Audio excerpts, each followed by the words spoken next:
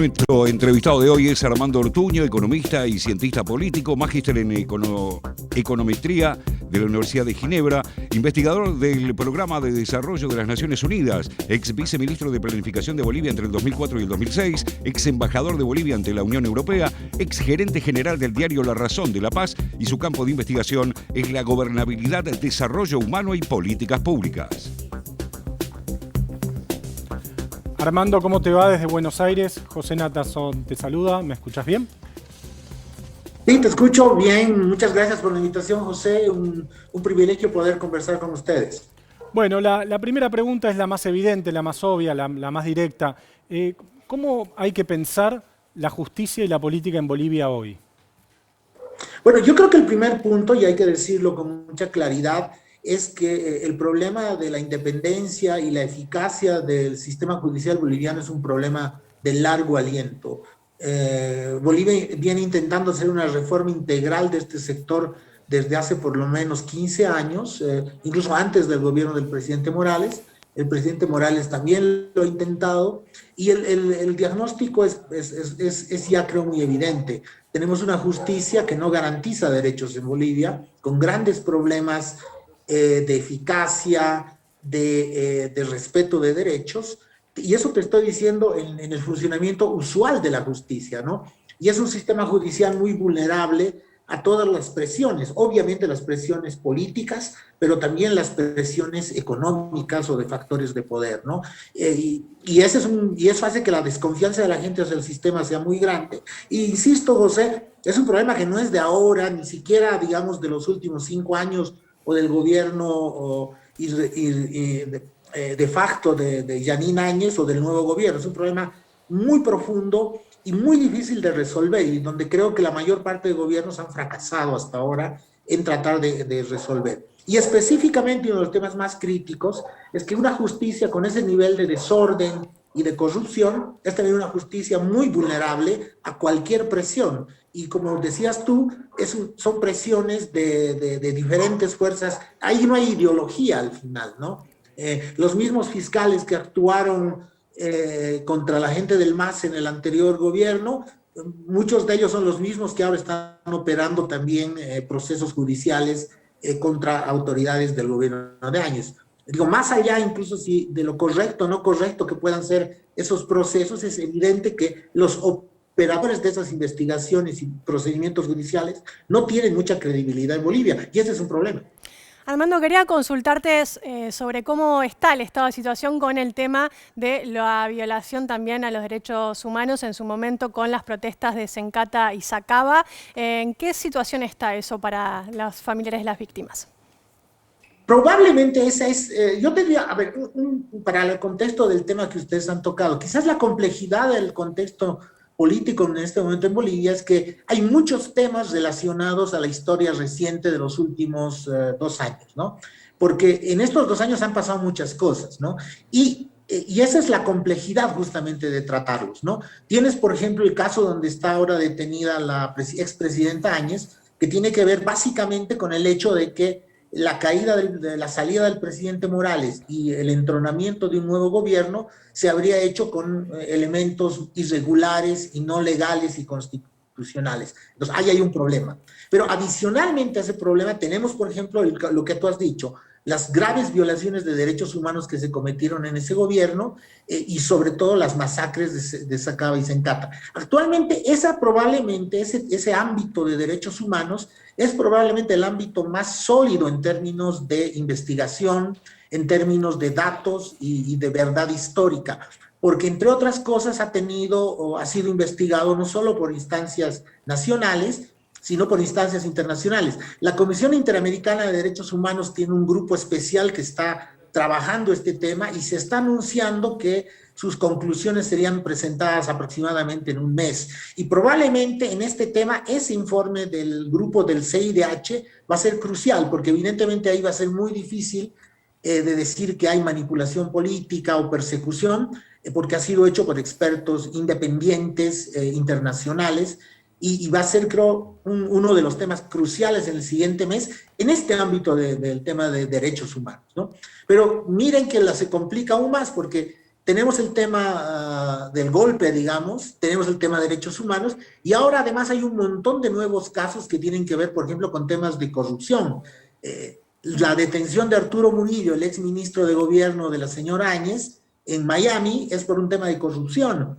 Y día que pasa aparecen nuevos casos de corrupción donde están involucrados funcionarios del anterior gobierno. Entonces, como ustedes verán, son muchos temas, cada uno con sus especificidades, y eso también complica un poco el tratamiento judicial y político, porque se mezclan las cosas y por lo tanto a veces hay una sensación de confusión y desorden en esto desde la opinión pública, ¿no? Pero insisto, probablemente en el tema de derechos humanos es donde es más claro y más contundente, y ojalá el informe del CIDH sea un hito para avanzar en esto sobre bases sólidas.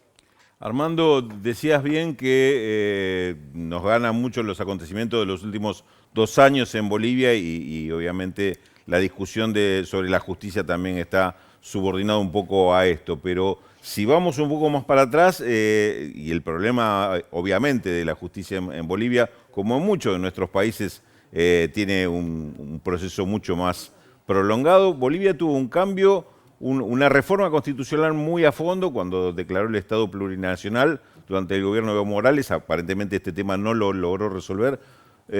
Vos nos decías que no tiene mucho que ver con lo ideológico la postura de la justicia, pero ¿cuánto tiene que ver con los factores de poder?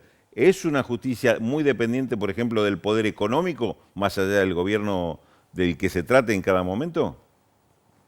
Mira, el propio masismo y altos funcionarios del gobierno de Evo Morales reconocieron desde hace varios años que su mayor fracaso fue la reforma de justicia, ¿no? que realmente no lograron cambiarla y más bien que los problemas se volvieron crónicos, ¿no?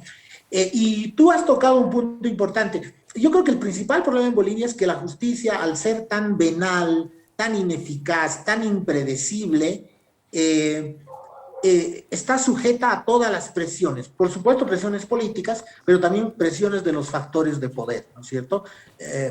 Duele decirlo, pero es una justicia que en buena medida funciona dependiendo de quién pone voy a ponerlo así feo, pero quién pone la plata en la mesa, ¿no es cierto? Y hay muchos casos que muestran eso.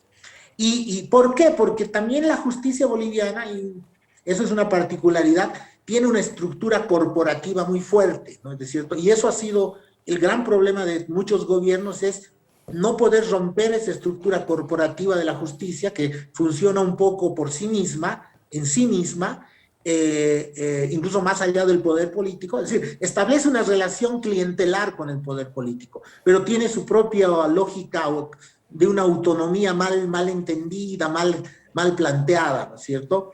Y esa justicia no se ha podido volver más profesional y también con instrumentos de selección de sus operadores que sean democráticos, transparentes y plurales, ¿no es cierto? Y ese creo que es el gran fracaso, y eso hace que sea, como te digo, una justicia vulnerable al poder político y a los poderes económicos. Y un detalle adicional, a veces es una justicia donde opera para preservarse, ¿no es cierto? Entonces, para preservarse, se adecúa a cada gobierno e incluso actúa pensando, entre comillas, servir a cada gobierno y cometiendo en esa lógica abusos, ¿no es cierto? Y eso es terrible, porque a veces no necesariamente alguien ordena cosas, es la propia justicia la que actúa de manera desordenada, inequitativa y irregular, creyendo servir de esa manera al poder de turno para que se mantenga, ¿no? Entonces, es también un poder corporativo muy, muy peligroso, ¿no? Y lamentablemente los gobiernos democráticos no han logrado desmantelar esa lógica y establecer una lógica más sana, ¿no? Es uno de los grandes fracasos, no solo del gobierno del MAS, sino yo creo de la democracia boliviana. Armando, en esta línea que vos mencionás y describís también de un poder corporativo que tiene como todo dispositivo corporativo como primera misión, digamos, reproducirse a sí mismo. ¿Hasta dónde te parece que es capaz de llegar hoy? Por ejemplo, se habla mucho de la posibilidad de una orden de detención contra el expresidente y el ex candidato Mesa. ¿Puede llegar hasta ese punto, que hasta donde sabemos no tuvo una incidencia directa en la organización del golpe? Entonces, ¿hasta dónde puede, ni se benefició tampoco, porque no fue parte del gobierno de facto, ¿hasta dónde puede llegar la justicia? ¿Cómo crees que puede proyectarse? Yo te diría que el dato fuerte es la incertidumbre justamente sobre eso, ¿no es cierto? La incertidumbre, porque como tú mismo lo mencionaban, ustedes lo mencionaban, también es una justicia que se va adaptando un poco. Es terrible decirlo, porque normalmente una investigación judicial debería ser apegada a encontrar la verdad, ¿no es cierto? Y luego ver si alguno de esos hechos tiene una tipificación y una responsabilidad. Yo siempre digo que a veces hay, por ejemplo, en el caso del señor Mesa, puede haber tal vez hasta responsabilidades políticas, ¿no es cierto? De su accionar político quizás no fue el mejor. No necesariamente eso implica delitos, ¿entiendes? Pero eso no esperaría que lo haga un poder judicial profesional, equilibrado, independiente. Como tenemos una justicia que adecua su acción a cómo complacer o querer complacer a algunos poderes, puede extralimitarse también, ¿no?